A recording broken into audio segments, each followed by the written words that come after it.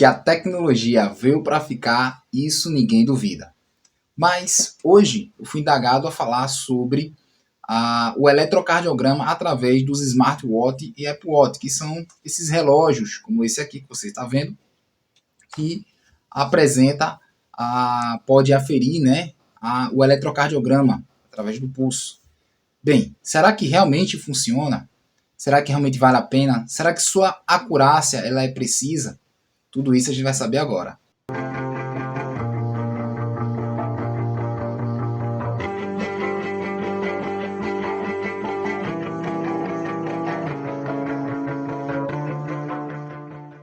Olá, sou enfermeiro, meu nome é Davinci Leonardo, especialista em emergência geral e mestre em terapia intensiva.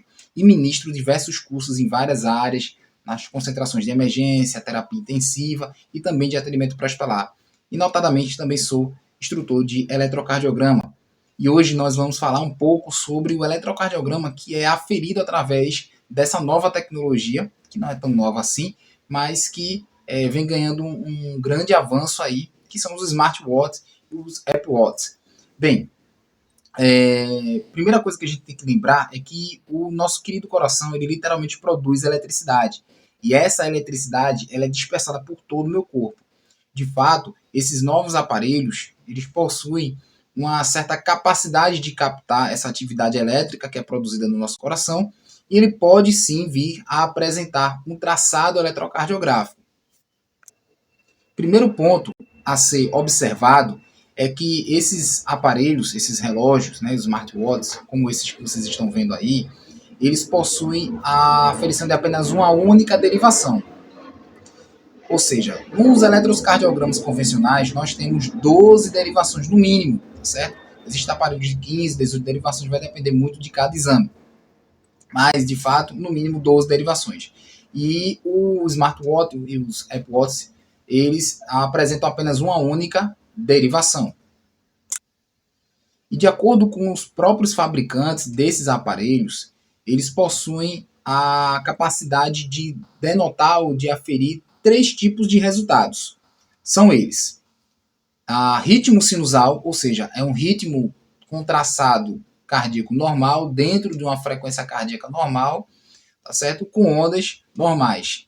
O segundo tipo é uma fibrilação atrial, que é um ritmo em que os átrios, né, as duas câmaras atriais não estão contraindo ou contraindo direito, e elas ficam como se fossem ondas fibrilatórias.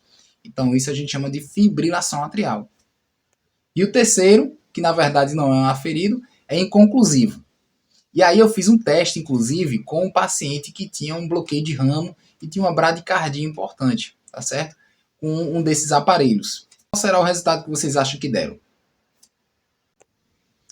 Antes de falar desse teste que eu fiz, desse resultado, é importante ressaltar que nada substitui a consulta com o seu médico, tá certo? Se você tiver dúvidas, por exemplo, se você está sentindo alguma coisa, uma dor torácica, por exemplo, o próprio fabricante, né, no seu manual, ele fala claramente que não interpreta, ele não identifica nenhum ataque cardíaco, ele até fala nessas palavras.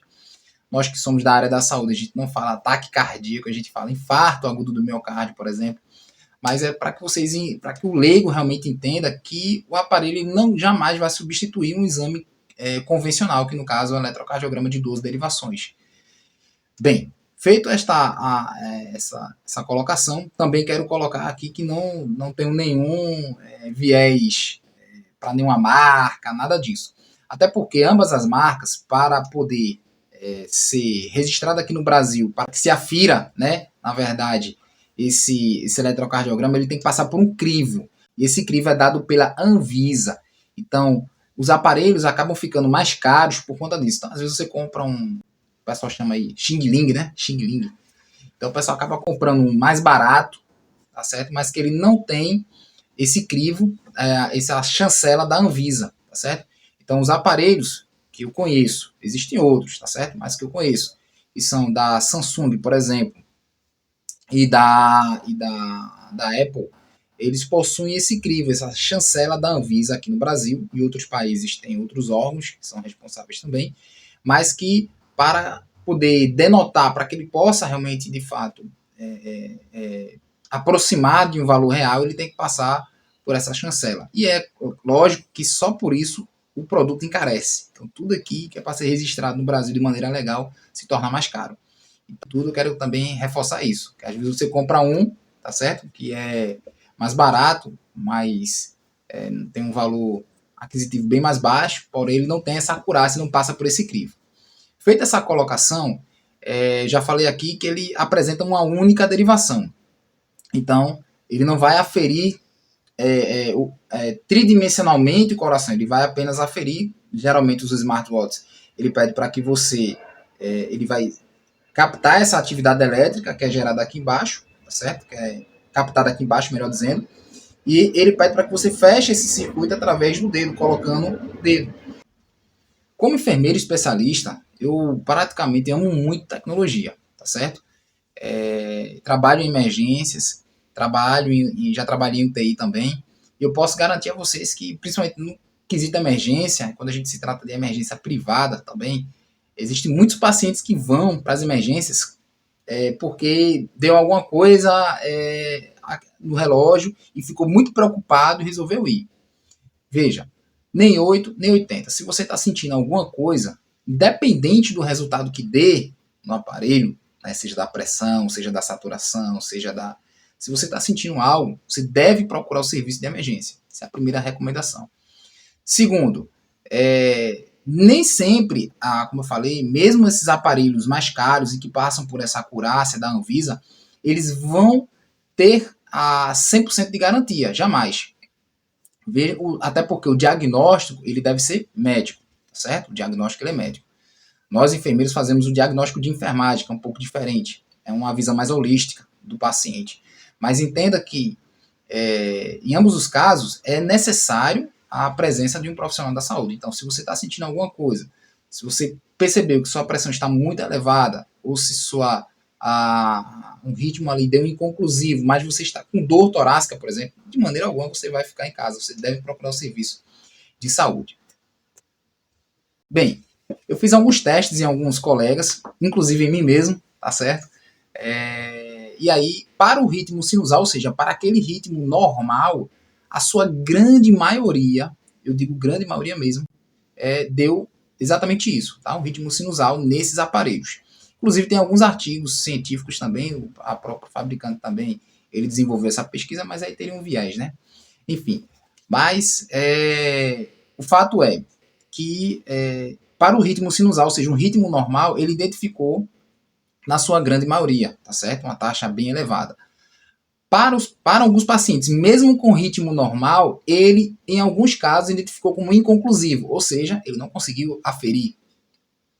E para a fibrilação atrial, ele tem uma taxa de 80%, tá certo? O que é uma coisa boa. Para alguns pacientes, por exemplo, que já possuem essa fibrilação atrial, foi identificado, na sua grande maioria. Então, só para vocês terem uma ideia, a fibrilação atrial é uma das responsáveis por provocar outras doenças. Né? Essa doença cardíaca pode provocar outras doenças, como um AVC, o próprio infarto, tromboembolismo pulmonar, entre outras causas. Então, é interessante, realmente, se você identificou no relógio uma FA, uma fibrilação atrial, procure o serviço, tá certo? De urgência, procure o seu médico e faça um exame mais complementar. Então, respondendo às indagações, né, que foram feitas aqui no começo, vale a pena? Vale, com certeza. Se você não tem nada, ou se você já tem, por exemplo, uma fibrilação atrial, é controlada com medicamentos, enfim, essa pessoa vai se beneficiar muito, porque ele vai, na sua grande maioria, vai poder identificar se ele estiver apresentando um novo episódio. Para aquelas pessoas que não têm, ou que não conhecem, tá certo? Se tem, vale também a pena, tá certo? Eu acho o seguinte, quem não tem nada, é melhor ter isso do que nada. Mas endosso mais uma vez que não é esse aparelho que vai dizer que aquilo tem e de fato vai ser. Tá? Então, se ele tem uma determinada doença, possa ser que ele identifique. E se ele não tem, possa ser que ele identifique como tendo e não tendo. Então, nem 8, nem 80. Então, na dúvida, procure o serviço de saúde. Tá certo?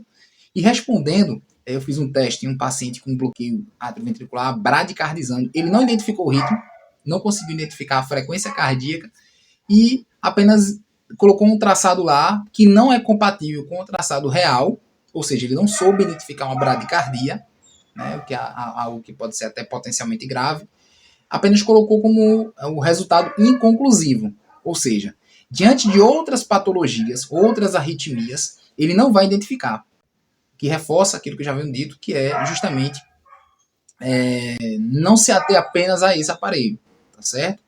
Que é uma tecnologia boa e que vai ser avançada, vai ser otimizada, melhorada cada vez mais, isso eu não tenho a menor dúvida, até porque a tecnologia veio para ficar.